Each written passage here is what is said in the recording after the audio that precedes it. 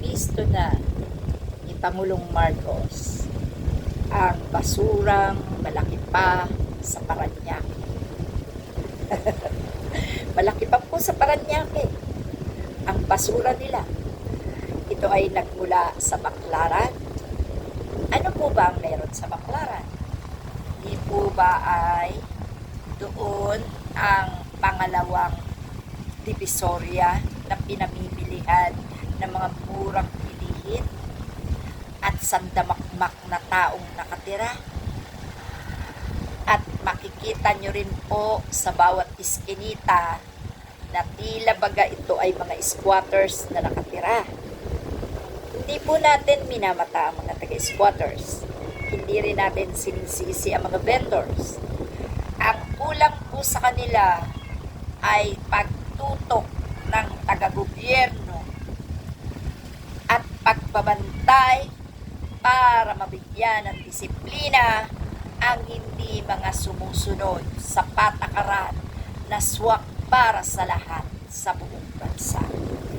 Alam niyo po mga kapatid, ang dapat tinututukan nitong mga taga-gobyerno, una, alagaan at bantayan ang pondo ng bayan. Sapagkat sa pondo ng bayan, diyan kinukuha ang lahat ng kailangan na ikagaganda ng bayan. Hindi lang po mga instruktura ang kailangan ng bayan.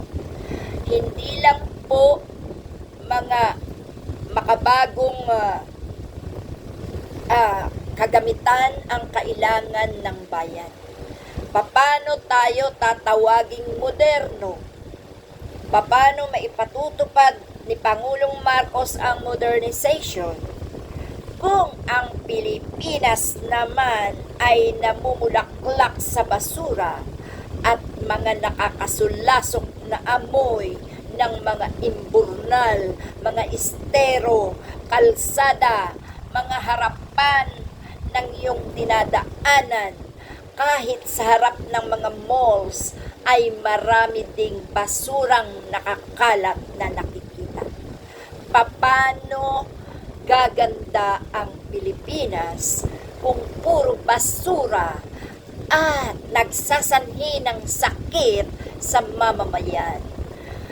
Ito po ay hindi dapat binabaliwala ng mga taga-gobyerno sapagkat ito po ay nagsasanhi ng sama sa kalusugan, lalo na sa mga babies, kabataan at matatanda. At higit sa lahat, kapintas-pintas sa ibang nasyon na makitang ang Pilipinas ay marami pa ang basura kesa sa mga mamamayang ito. Kaya po, nananawagan tayo, kayo po na may mga tindahan sa Baclaran, sana po magkaroon kayo ng disiplina. Ugaliin, lalo na mga sidewalk vendor, ugaliin nyo po na maglagay ng basurahan sa tapat ng inyong mga tindahan at mismong kayo ang magmo-monitor sa inyong mga suki para irespeto ang basurahan na inilalagay ninyo. At dapat din sa mga lansangan, maglagay ng mga karatulang bawal magtapon ng basura sa lansangan, may penalty. At dapat may mga malalaking basurahan na nakalagay dyan. Ang masakit, pati ba naman ihian na inlagay ninyo sa mga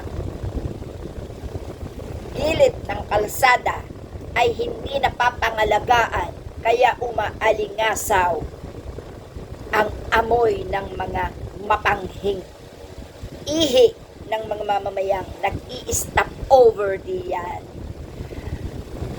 Nagkaroon kayo ng mga ganyang makikita, proyekto, kuno, pero hindi nyo kayang alagaan.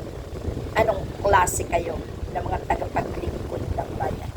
May pera ang bayan. Gamitin sa tama. Hindi dapat ninanakaw. No? Alagaan ang kalusugan ng mamamayan alagaan ang bansa sa kalinisan, alagaan ang bansa sa mga kalamidad na nakakaperwisyo ng buhay. Yan ang aking advice sa inyo, mga opisyales ng gobyerno. No? Nakakalimot kayo at nawiwili lang kayo sa pagharap sa mga kaso-kaso ng kung sino-sinong politiko. Pwes, ipakulong kaagad-agad ang mga nagkasala. Idaan sa mabilis at tamang proseso. Hindi yung nakikipagbangayan pa kayo. Hindi yung nakikipagtalo pa kayo.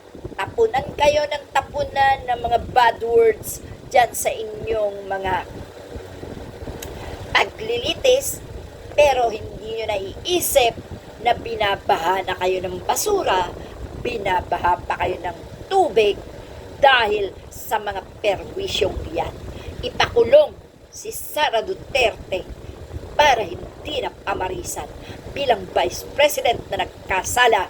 Ipakulong sapagkat siya ang kinakitaan at naging promotor ang kanyang ama sa nakawan, kung kaya't naging magnanakaw ang ilan sa mga nasa Senado at mga nasa gobyerno. Ganon din sa ahensya nito. Di po ba? Salamat po.